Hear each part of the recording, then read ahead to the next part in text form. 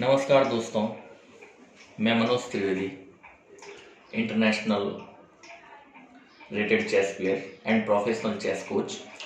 आज रूबरू आपके सामने आ रहा हूँ क्योंकि आज का लेसन ही कुछ ऐसा है कि मैं ये सोच रहा था कि रूबरू आपके सामने आऊँ।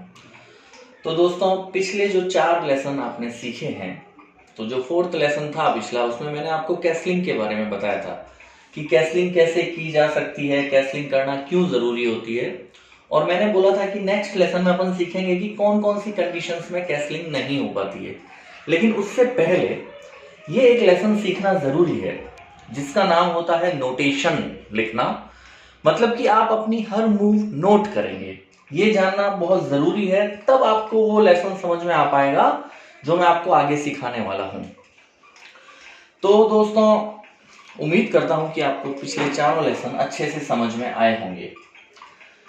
और इस लॉकडाउन की स्थिति में मोदी जी ने आपको 2 नारे दिए हैं कि stay home and stay safe. तो मैं 2 बातें इसमें और आपके लिए ऐड करता हूं कि learn chess and play chess. आप घर में रहिए, सुरक्षित रहिए, चेस सीखिए और चेस खेलिए। तो अब अपन दोस्तों नोटेशन के चैप्टर की तरफ आगे बढ़ रहे हैं। ये ज़रूरी क्यों होता है, पहले आपको उस बारे में बता देता हूँ। चेस में नोटेशन लिखना मतलब कि आप जब भी स्टेट लेवल के टूर्नामेंट तक पहुंचोगे तो ये चीज़ ज़रूरी होगी, और ये ज़रूरी होनी भी चाहिए। वो इसलिए होनी चाहिए क्योंकि अगर आप बिना नोटेशन के गेम खेलोगे तो चेस में एक रूल्स होता है जिसको अपन बोलते हैं थर्ड फोल्ड रिपीटेशन। अगर वो थर्ड फोल्ड रिपीटेशन का आपको क्लेम करना है तो आपके पास नोटेशन लिखा हुआ ज़रूरी होना चाहिए।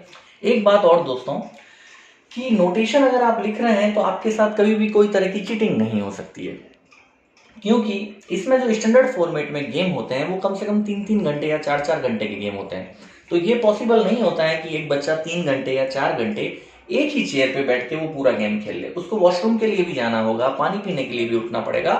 तो इस दरमियान आपका अपोनेंट कोई आपके गेम पे कोई पीसेस के साथ या कोई पीसेस बाहर रख दे, पीसेस के साथ छेड़खानी कर दे, ऐसा पॉसिबल नहीं होने के लिए आपको नोटेशन लिखना बहुत जरूरी है। तो नोटेशन लिखने का बेनिफिट सारा का सारा प्लेयर को है और किसी को नहीं है, इसलिए ये सीखना बहुत जरूरी है।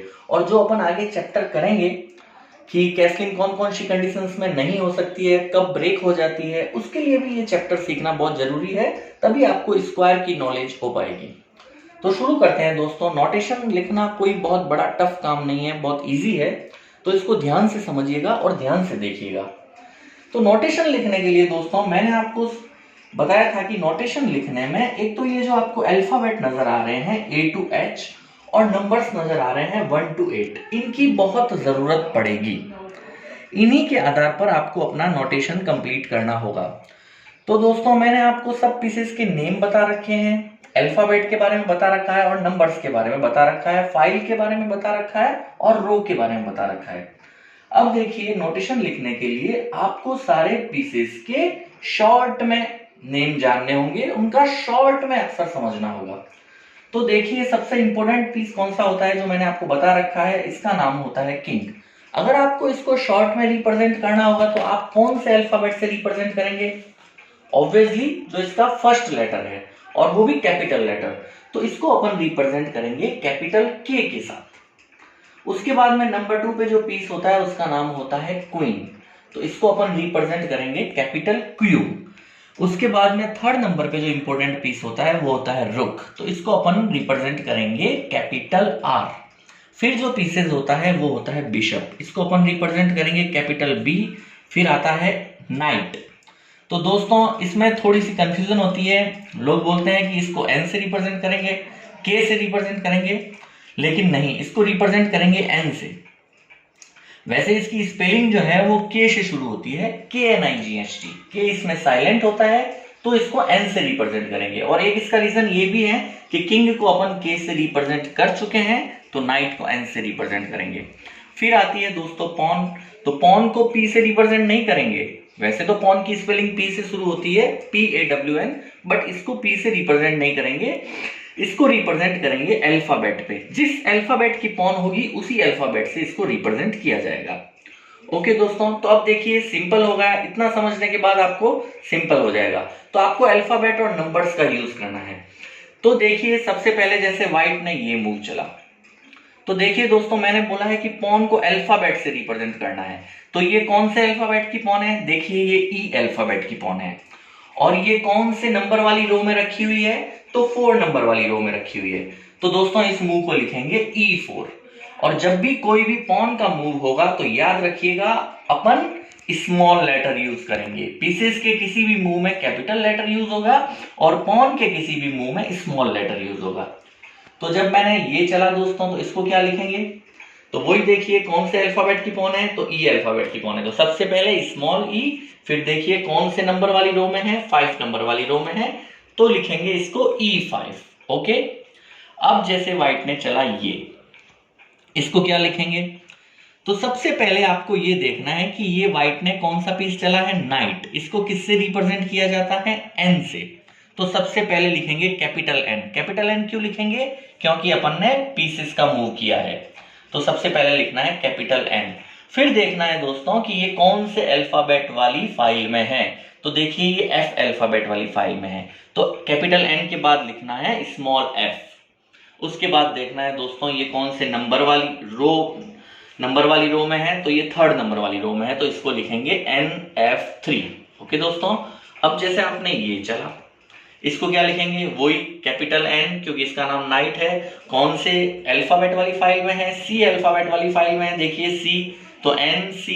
कौन से नंबर वाली रो में है? 6 नंबर वाली रो में है, तो NC6। ओके दोस्तों, फिर आप चलेंगे ये, मान लीजिए व्हाइट ने ये चला, तो इसको क्या लिखेंगे?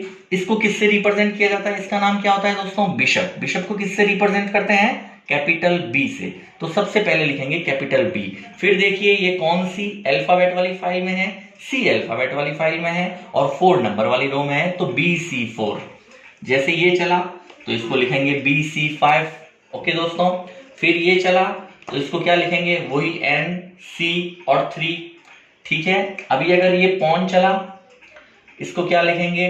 तो देखिए कौन सी अल्फाबेट वाली पॉन है? डी अल्फाबेट वाली पॉन है और 6 नंबर वाली रो में है, तो D6। ओके, अब मैंने आपको 2 तरह की कैसलिंग बताई थी दोस्तों, शॉर्ट कैसलिंग और लॉन्ग कैसलिंग।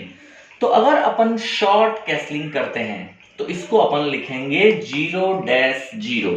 ओके, अब ब्लैक ने ये चला, मान लीजिए व्हाइट ने ये चला, ब्लैक ने ये चल दिया। अब सीखिएगा दोस्तों, ये भी इंपॉर्टेंट चीज है कि जब कैप्चर करेंगे तो क्या लिखेंगे। तो मान लीजिए ब्लैक ने ये चला, इसको लिखेंगे BE6।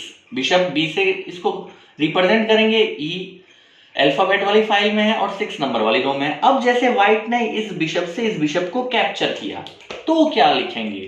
तो याद रखिएगा दोस्तों, सबसे पहले आप जिससे कैप्चर कर रहे हो उसका अल्फाबेट लिखेंगे। तो आपने कैप्चर किया है बिशप से, तो सबसे पहले लिखेंगे कैपिटल बी। जब भी आप किसी चीज को कैप्चर करेंगे तो लगाएंगे क्रॉस, तो B क्रॉस। उसके बाद में कौन से अल्फाबेट वाली रो में कैप्चर किया है, कौन से अल्फाबेट वाली फाइल में कैप्चर किया है? तो E अल्फाबेट वाली फाइल में कैप्चर किया है, तो लिखेंगे E। फिर देखेंगे कि कौन सी नंबर वाली रो में कैप्चर किया है, तो 6 नंबर वाली रो में कैप्चर किया है, तो इसको पूरा क्या लिखेंगे? B cross E6। ओके, अब आप देखिए ब्लैक किससे कैप्चर कर सकता है वापस? पॉन डायगोनली कैप्चर करता है 1 स्टेप, तो इस पॉन से इसने इसको कैप्चर किया। तो अब आपको मैंने क्या बोला था कि पॉन को किससे रिप्रेजेंट करते हैं? अल्फाबेट से। तो ये कौन से अल्फाबेट वाली पॉन से कैप्चर किया है? F अल्फाबेट वाली पॉन से, तो F। उसके बाद में आपको कैप्चर का लगाना है क्रॉस, और फिर वही E अल्फाबेट वाली फाइल में कैप्चर हुआ है और 6 वाली रो में कैप्चर हुआ है, तो F क्रॉस E6। ओके दोस्तों, इस तरह से कैप्चर होगा। जैसे व्हाइट ने चला ये, ब्लैक ने चला ये, इसको चलेंगे तो क्या लिखेंगे? क्वीन D7, क्योंकि इसको किससे रिप्रेजेंट करते हैं? Q से। और कौन सी अल्फाबेट वाली रो में है? D अल्फाबेट वाली रो में। कौन से नंबर वाली रो में है? 7 नंबर वाली रो में, तो QD7। ओके, अब जैसे व्हाइट ने इसको इस बिशप से इस नाइट को कैप्चर किया तो क्या लिखेंगे दोस्तों? तो वही सबसे पहले बिशप से कैप्चर कर रहे हैं तो कैपिटल B, फिर कैप्चर कर रहे हैं तो क्रॉस, और कौन सी अल्फाबेट वाली फाइल है? F अल्फाबेट वाली फाइल है, और रो कौन सी है? 6 नंबर रो है, तो B क्रॉस F6। वापस इसको इस पॉन से कैप्चर किया जाएगा, तो पॉन से कैप्चर किया तो क्या लिखेंगे? कौन सी अल्फाबेट वाली फाइल की पॉन है? तो जी अल्फाबेट वाली पॉन है। तो सबसे पहले जी, फिर क्रॉस, फिर वही अल्फाबेट देख लीजिए कहां पे कैप्चर हुआ है, एफ और 6, जी क्रॉस F6।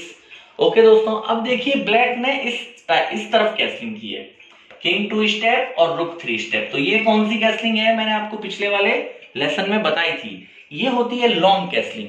तो लॉन्ग कैसलिंग को लिखेंगे दोस्तों 0-0-0, 3 बार 0। जैसे शॉर्ट कैसलिंग को लिखा था 0-0, उसी तरह से लॉन्ग कैसलिंग को लिखेंगे 0-0-0। ओके दोस्तों, अब जैसे मैं आपको एक बार किंग का मूव भी चल के बता देता हूं। मान लीजिए व्हाइट ने किंग यहां रखा, तो इसको क्या लिखेंगे? तो सबसे पहले इसको किससे रिप्रेजेंट करते हैं? के। कौन सी अल्फाबेट वाली फाइल में है? एच अल्फाबेट वाली फाइल में। कौन सी अल्फाबेट वाली रो में है? देखिए 1 अल्फाबेट वाली रो में, तो इसको लिखेंगे KH1, कैपिटल के और H1। ओके दोस्तों, जैसे इसने ये किंग चल दिया तो इसको क्या लिखेंगे? KB8। के इससे रिप्रेजेंट किया के से, बी अल्फाबेट वाली फाइल है और 8 नंबर वाली रो है, तो KB8। ओके दोस्तों, अब इसमें कुछ इंपॉर्टेंट कंसेप्ट है वो मैं आपको समझा देता हूं, नहीं तो आपको कंफ्यूजन रहेगी। अभी जैसे व्हाइट ने चला ये, तो इसको अपन लिखेंगे सिंपल QD2। अब देखना दोस्तों, ध्यान दीजिएगा, ब्लैक ने ये मूव लिखा है, ये मूव चला है। तो अब इस मूव को सिंपली अगर आपसे पूछा जाएगा तो आप बोल दोगे RE8। क्यों? क्योंकि इसको रिप्रेजेंट करते हैं कैपिटल R से, तो कैपिटल R। देन ये कौन सी अल्फाबेट वाली रो में है? तो ई अल्फाबेट वाली फाइल में है, सॉरी। और कौन सी रो में है? 8 वाली रो में है, तो RE8। लेकिन दोस्तों अगर इसकी बजाय मैं ये रुख रखूंगा तो भी आप यही बोलेंगे कि RE8।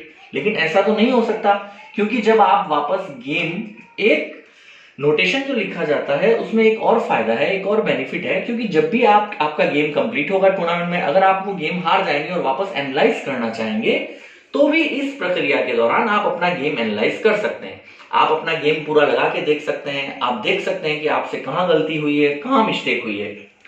तो दोस्तों इस मूव में कंफ्यूजन है, अगर आप इसको यहां रखेंगे RE8 और इसको भी यहां रखेंगे तो RE8, तो आपको जब गेम आप वापस लगाएंगे एनालाइज करने के लिए, तो आपको क्या याद रहेगा कि आपने ये रुख रखा था या ये रुख रखा था? तो इसमें थोड़ा सा आपको चेंजेस लाना होगा।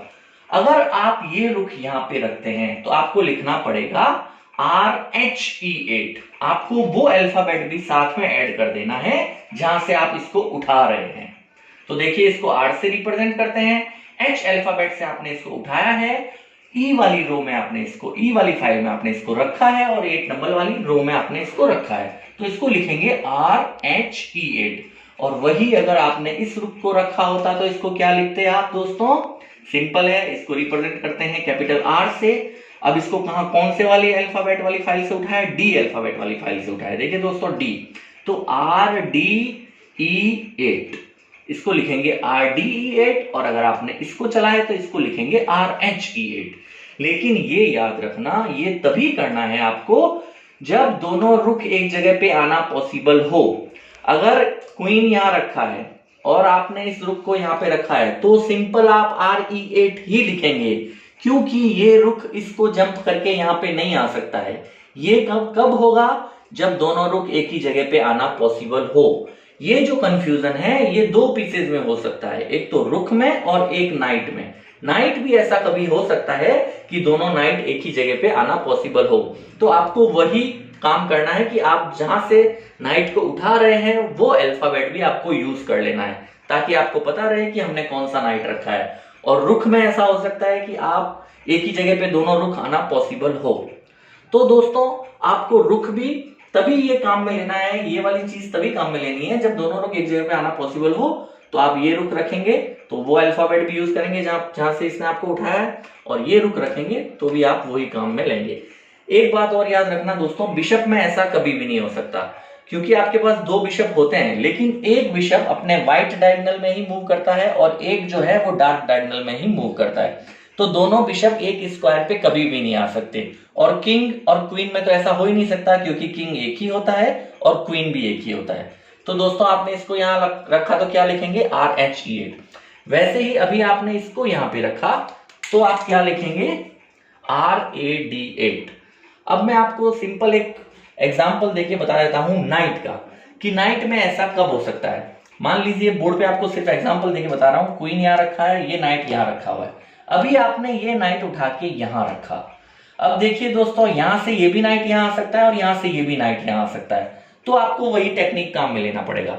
अगर आप इस नाइट को यहां रखेंगे तो क्या लिखेंगे, NFD2, क्योंकि ये F वाली फाइल में है। और अगर इस नाइट को यहां पे रखेंगे तो NBD2, देखिए ये B वाली फाइल में, N से इसको रिप्रेजेंट किया तो N, B वाली फाइल में रखा हुआ है तो B, और D वाली फाइल में आप रख रहे हैं तो D, और कौन से नंबर वाली रो में रख रहे हैं 2, तो ये हो गया NBD2 अगर ये रखा तो, और अगर आपने वही ये रखा तो हो गया NFD2। ये है दोस्तों पूरा नोटेशन। अच्छा, एक बात और याद रखना, जैसे आप कैप्चर करते वक्त क्रॉस लगाते हैं, जब कभी भी किंग को किसी पीस की चेक लगेगी तो आपको प्लस लगाना पड़ेगा मूव के पीछे। वो भी आपको एग्जांपल देके बता देता हूं मैं बोर्ड पे। जैसे ये नाइट की चेक लग रही है, देखिए किंग को 2.5 में चेक लग रहा है, तो आपको क्या लिखना पड़ेगा, NA6 प्लस यूज करना पड़ेगा चेक के वक्त में। ओके दोस्तों, अब ये किंग ने यहां पे बच लिया चेक, तो KA8। तो ये दोस्तों इस तरह से आपको नोटेशन लिखना है। तो मुझे उम्मीद है कि आपको ये भी लेसन अच्छे से समझ में आया होगा दोस्तों। अगर आपको कोई भी चीज नहीं समझ में आए तो आप वीडियो में कमेंट जरूर कीजिए दोस्तों, ताकि मुझे पता चलेगा कि आपको ये चीज नहीं समझ में आई है। और अच्छे से सीखिए, अच्छे से ध्यान दीजिए, अच्छे से इसको सुनिए, तो आपको जरूर समझ में आएगा। ये कोई इतना टफ लेसन नहीं है, आगे और भी बहुत टफ लेसन आने वाले हैं, तो ये इतना टफ लेसन नहीं है कि आपको अच्छे से समझ में नहीं आए। ये इजी लेसन है, आप एक बार इस वीडियो को ध्यान से देखेंगे तो आपको ये पूरा समझ में आएगा। अगर नहीं समझ में आए, कोई प्रॉब्लम रहे, कोई दिक्कत रहे, तो आप इसमें कमेंट जरूर डालिएगा। अच्छे से समझ में आए तो इस वीडियो को जरूर लाइक कीजिएगा, सब्सक्राइब जरूर कीजिएगा दोस्तों। मैं आगे इसी तरह से आपके सामने और लेसन लेके आता रहूंगा, आपको समझाता रहूंगा, आपके लॉकडाउन को अच्छा बनाने में, चेस सिखाने में आपकी मदद करता रहूंगा। धन्यवाद, गुड बाय दोस्तों।